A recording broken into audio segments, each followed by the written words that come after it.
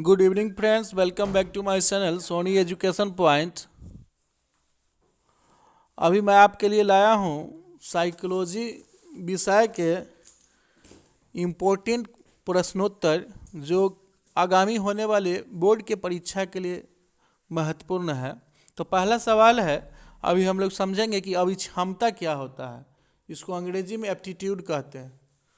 अभिक्षमता का अर्थ होता है कि किसी व्यक्ति की कौशलों के अर्जन के लिए अंतर्निहित संभाव्यता से है।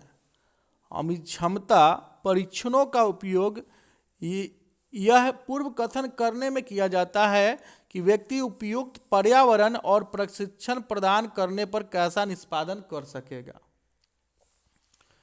एक उच्च यांत्रिक अभिक्षमता वाला व्यक्ति उपयुक्त प्रशिक्षण का अधिक लाभ उठाकर एक अभियंता के रूप में अच्छा कार्य कर सकता है।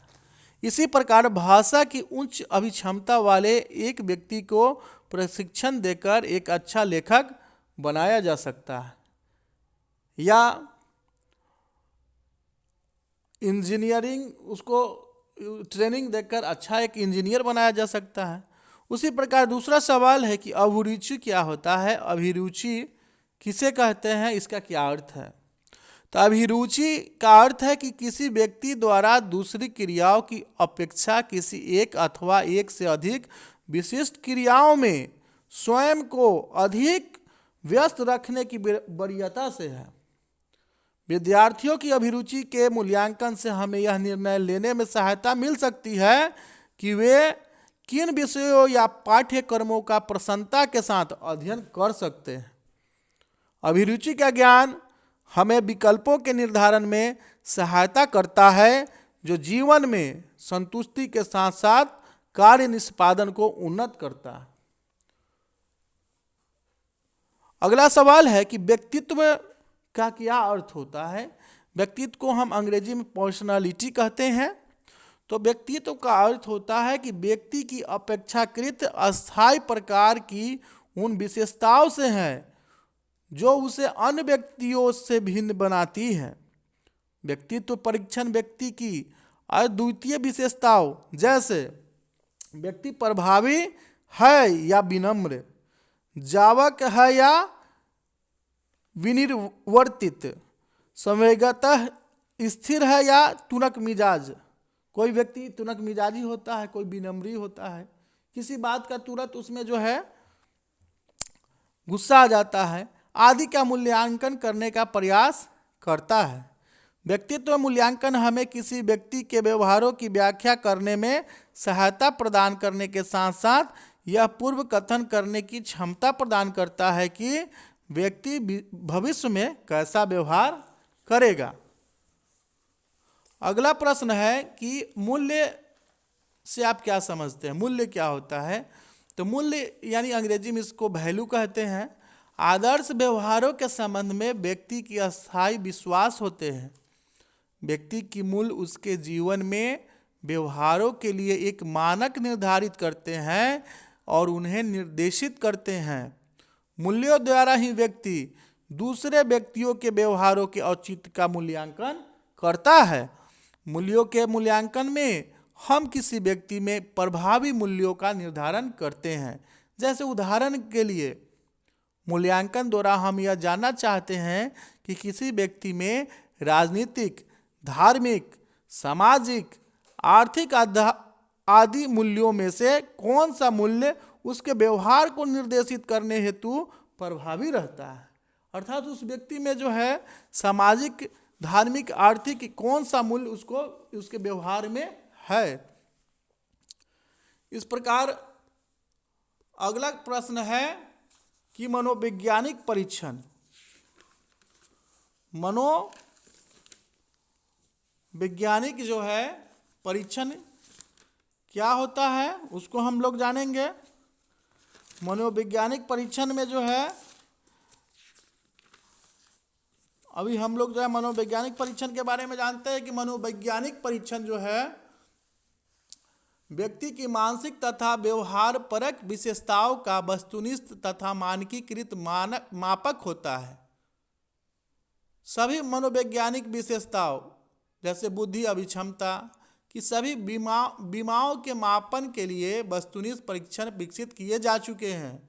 क्लिनिकल निदान, निर्देशन, कार्मिक चयन, स्थानन तथा प्रशिक्षण आदि कार्यों में इन परीक्षणों का व्यापक रूप से उपयोग किया जाता है। वस्तुनिष्ठ परीक्षणों के अतिरिक्त मनोवैज्ञानिकों ने विशेष रूप से व्यक्तित्व के मूल्यांकन के लिए कुछ प्रक्षेपी परीक्षणों का भी निर्माण किया है। चलिए इसके बारे में हम जानते हैं। तो इसमें पहला है साक्षात्कार के बारे में हम लोग जानते हैं। साक्षात्कार की यानी उसको अंग्रेजी में इंटरव्यू कहते हैं कि विधि में साक्षात्कार की विधि में परीक्षणकर्ता व्यक्ति से वार्तालाप करके सूचनाएं एकत्र करता है। आपसे अगर पूछेगा सवाल कि साक्षात्कार के बारे में बताइए या मूल्यांकन की विधि कौन कौन सी है, तो मूल्यांकन की विधि में आता है मनोवैज्ञानिक परीक्षण, उसके बाद आता है, हम उत्तर में लिखेंगे मूल्यांकन की निम्नलिखित विधियां हैं। पहला विधि मनोवैज्ञानिक परीक्षण और दूसरा साक्षात्कार। साक्षात्कार के बारे में हम लोग अभी जानते हैं कि साक्षात्कार को अंग्रेजी में इंटरव्यू कहते हैं और इस विधि के द्वारा परीक्षणकर्ता व्यक्ति से वार्तालाप करके सूचनाएं एकत्र करता है। आप इसे प्रयुक्त होते हुए देख सकते हैं जब कोई परामर्शदाता किसी सेवार्थी से अंतःक्रिया करता है। एक विक्रेता घर घर जाकर किसी विशेष उत्पाद की उपयोगिता के संबंध में सर्वेक्षण करता है। कोई नियोक्ता अपने संगठन के लिए कर्मचारियों का चयन करता है अथवा कोई पत्रकार राष्ट्रीय एवं अंतर्राष्ट्रीय महत्व के विषय पर महत्वपूर्ण व्यक्तियों का साक्षात्कार करता है। मूल्यांकन की तीसरी विधियों में से है, तीसरा नंबर है व्यक्ति का अध्ययन। तो व्यक्ति का अध्ययन क्या होता है उसको हम लोग जानेंगे, जिसको अंग्रेजी में केस स्टडी कहा जाता है। अगर आपसे पूछ दिया जाए कि केस स्टडी क्या होता है तो उसके बारे में हम लोग जानेंगे कि व्यक्ति अध्ययन यानी केस स्टडी विधि में किसी व्यक्ति के मनोवैज्ञानिक गुणों तथा उसके मनोसामाजिक और भौतिक पर्यावरण के संदर्भ में उसके मनोवैज्ञानिक इतिहास आदि का गहनता से अध्ययन किया जाता है। तो इसमें अध्ययन के बारे में है, अध्ययन करता है। नैदानिक मनोवैज्ञानिक इस विधि का व्यापक रूप से उपयोग करते हैं। इच्छुक व्यक्ति महान व्यक्तियों के जीवन के केस विश्लेषण द्वारा उन महान व्यक्तियों के जीवन अनुभव से सीख प्राप्त कर सकता है। व्यक्ति अध्ययन में विभिन्न विधियों जैसे साक्षात्कार, परीक्षण, प्रश्नावली, मनोवैज्ञानिक परीक्षण आदि के उपयोग से प्रदत्त या आंकड़े एकत्र किए जाते हैं। मूल्यांकन की विधियों में चौथा विधि है प्रेक्षण, जिसको ऑब्जर्वेशन कहा जाता है अंग्रेजी में। प्रेक्षण में व्यक्ति की नैसर्गिक या स्वाभाविक दशा में घटित होने वाली तात्क्षणिक व्यवहारपरक घटनाओं का व्यवस्थित, संगठित तथा वस्तुनिष्ठ ढंग से अभिलेख तैयार किया जाता है। कुछ गोचर जैसे मातृ शिशु अंतःक्रिया का अध्ययन प्रेक्षण प्रणाली द्वारा सरलता से किया जा सकता है।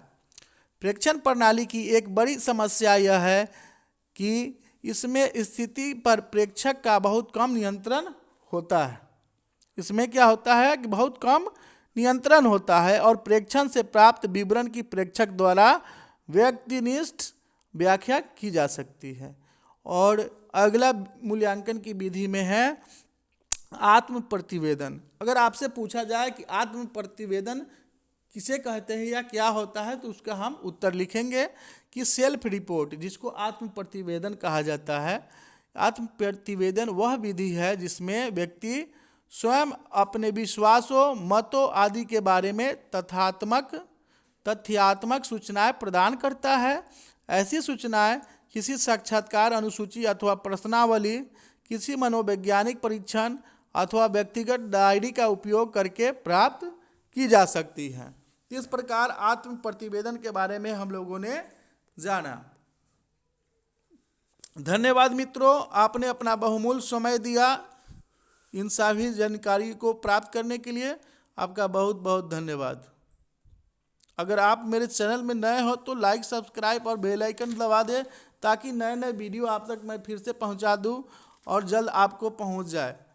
अगला जो है महत्वपूर्ण सवाल है कि बुद्धि के सिद्धांत के बारे में। तो बुद्धि के सिद्धांत को प्रतिपादित किया है बहुत सारे मनोवैज्ञानिकों ने। तो बुद्धि के एक कारक सिद्धांत क्या है? फर्स्ट में क्या है? हाँ, बुद्धि के एक कारक सिद्धांत को बीने ने प्रतिपादित किया है। बुद्धि का द्विकारक सिद्धांत को जो है स्पीयरमैन ने, और त्रिपाचीय सिद्धांत को स्टर्नबर्ग ने प्रतिपादित किया है। अगर प्रश्न बुद्धि से संबंधित आ जाए कि बुद्धि का एक पदानुक्रमिक मॉड्यूल किसने प्रस्तुत किया है, तो आर्थर जेनसेन ने किया है। अगला सवाल है कि बुद्धि संरचना मॉडल को किसने प्रस्तुत किया है, तो बुद्धि संरचना मॉडल को जेपी गिलफोर्ड ने प्रस्तुत किया है। और नेक्स्ट इंपॉर्टेंट क्वेश्चन आएगा ऑब्जेक्टिव में कि बहुबुद्धि का सिद्धांत को किसने प्रतिपादित किया है, तो उसका नाम आता है हावर्ड गार्डनर का। इस प्रकार जो है इन सारी सिद्धांतों को हम लोगों ने जाना। जैसे 1927 में चार्ल्स स्पीयरमैन ने बुद्धि का द्विकारक सिद्धांत को प्रतिपादित किया।